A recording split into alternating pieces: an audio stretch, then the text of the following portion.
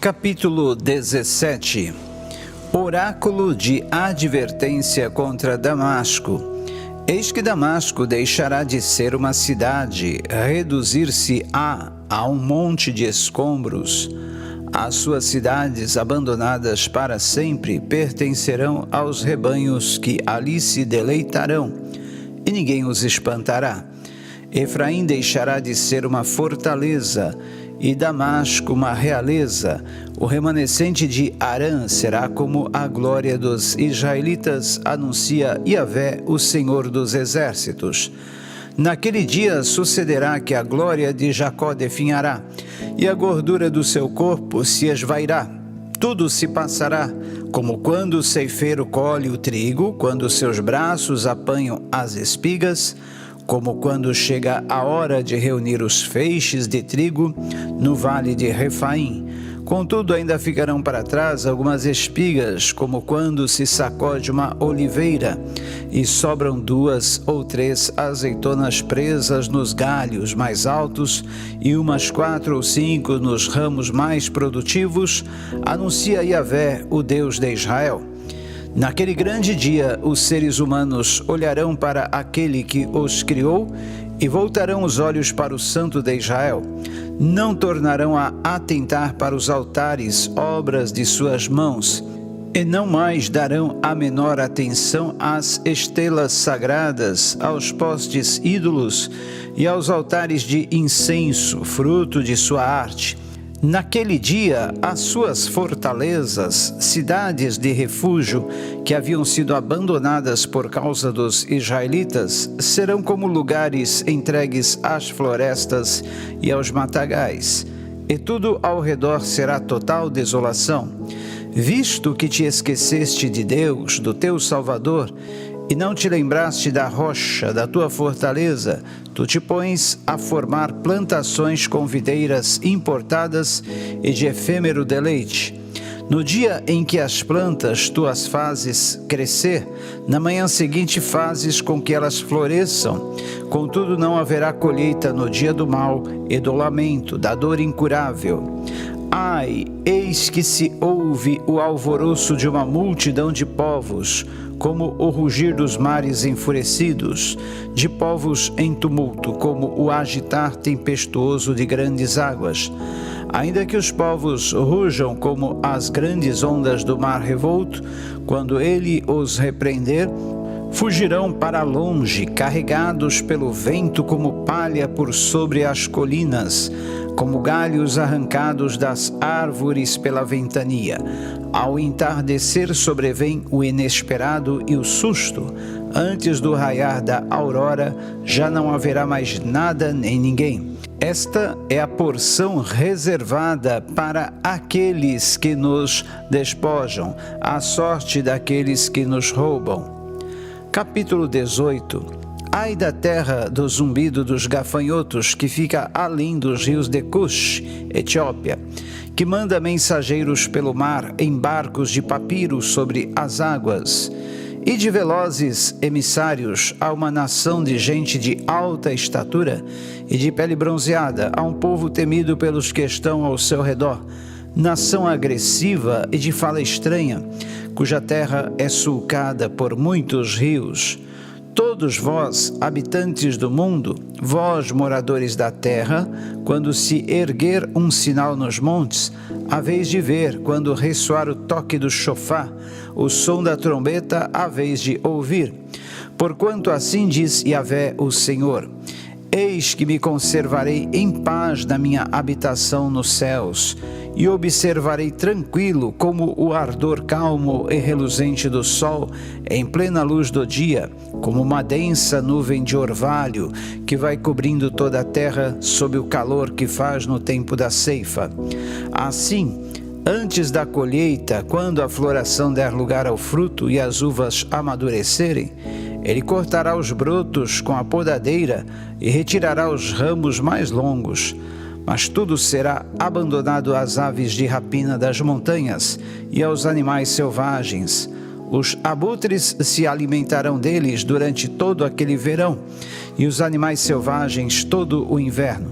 Naquele tempo, ofertas serão trazidas a Yahvé, o Senhor dos Exércitos, da parte de um povo alto, de pele bronzeada e brilhante, um povo temido pelos povos vizinhos, e mesmo por nações distantes, povo agressivo e de fala estrangeira, cuja terra é dividida por rios.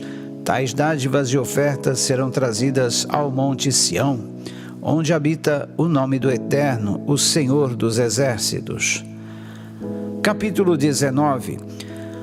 Palavras de advertência contra o Egito. Eis que Yahvé cavalga em disparada numa nuvem em direção ao Egito.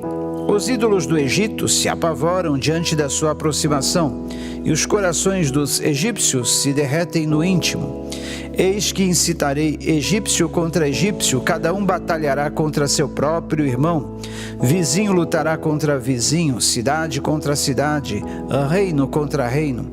O espírito dos egípcios será aniquilado no seu íntimo, confundirei o seu conselho e reduzirei seus planos a nada.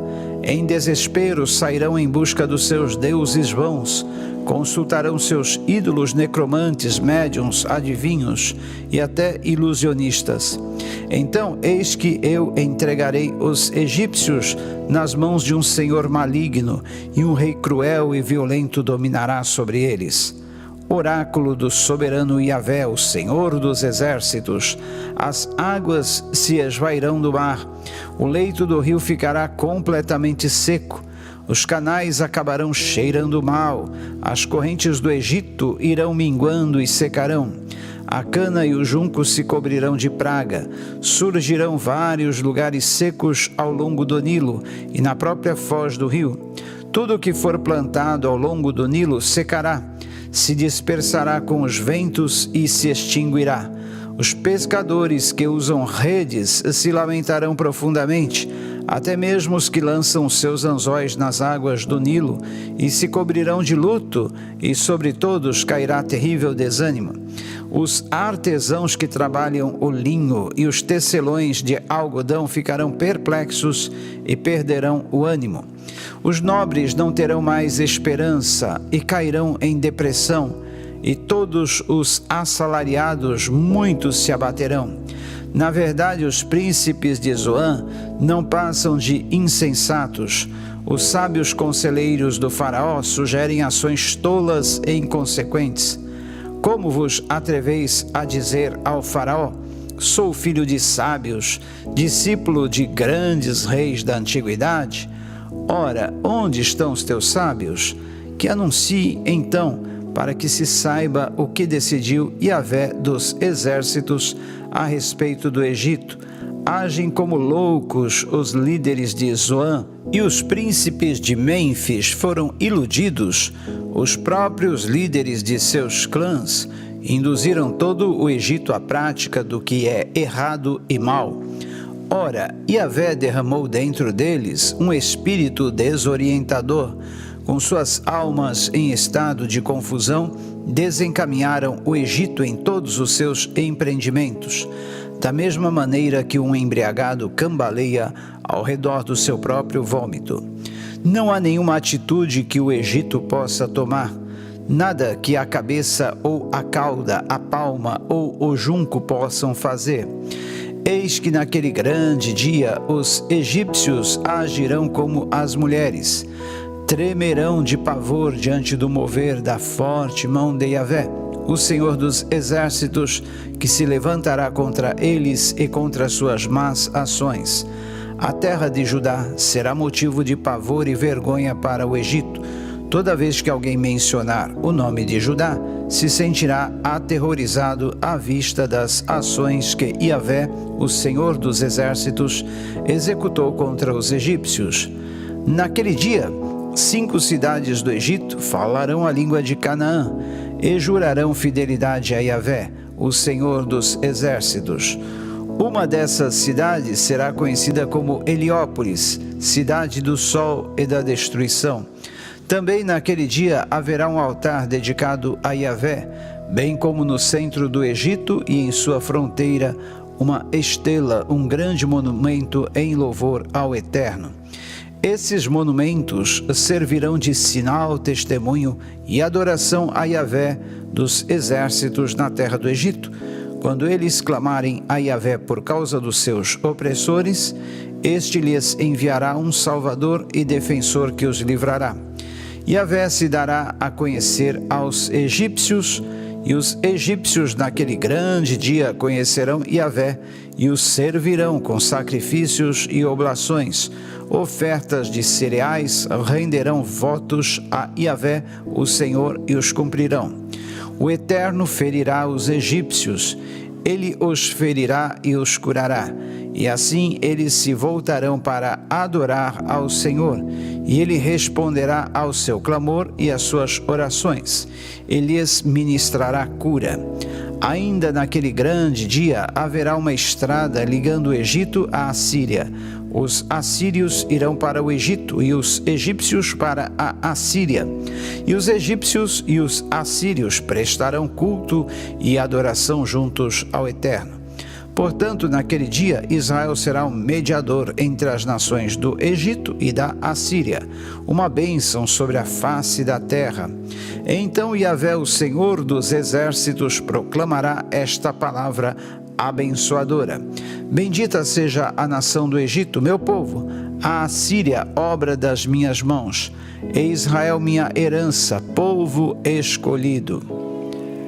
Capítulo 20. No ano em que Tartã, isto é, o comandante em chefe enviado por Sargom, rei da Síria, atacou Asdod e a dominou, falou Yahvé por intermédio de Isaías, filho de Amós, e proclamou: Eia, tira o pano de saco de sobre os teus lombos e descalça as sandálias dos teus pés. Ele prontamente obedeceu e passou a andar sem a manta tradicional dos profetas e descalço, apenas com uma longa roupa de baixo feita de linho. Então declarou Yahvé: da mesma maneira como o meu servo Isaías andou sem sua manta e descalço durante 3 anos, como um sinal vivo de advertência contra o Egito e contra Cush, a Etiópia, assim também o rei da Assíria, para a desonra do Egito, conduzirá nus e descalços os cativos e prisioneiros egípcios, e os expatriados etíopes, os jovens e os velhos, todos caminhando rumo ao cativeiro com as nádegas descobertas. Então se assombrarão os israelitas e se envergonharão, porquanto confiavam na Etiópia e se ufanavam no Egito. Toda esta glória se transformará em decepção e pavor. Naquele grande dia, todos os habitantes destas costas clamarão: eis o que restou da nossa herança e daqueles em que depositamos nossa confiança, a quem recorremos para nossa salvação, a fim de nos proteger do rei da Assíria. Agora, pois, como haveremos de nos livrar?